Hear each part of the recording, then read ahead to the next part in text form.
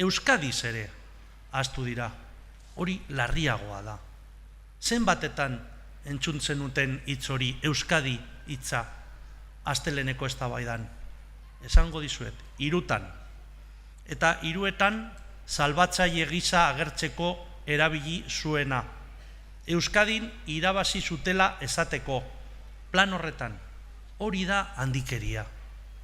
Konkistatzaileen egiten Madrileko gorteetan. Bajakin dezala.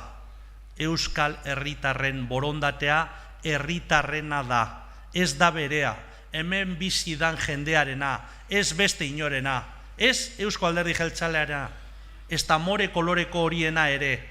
Kontuz handikeriarekin, kontuz harrokeriarekin, boto horiek herriarenak dira.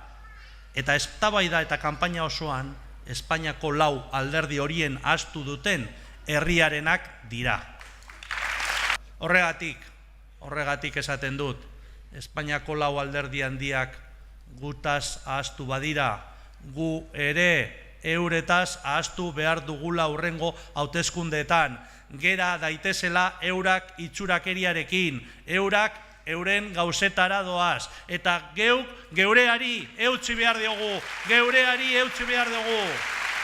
eutsi eta ezberdina garela erakutsi, marra goriak marra berde izan daitezen, inor ere ez dezala gure izenean erabaki, herri honi aurrera egin dezan.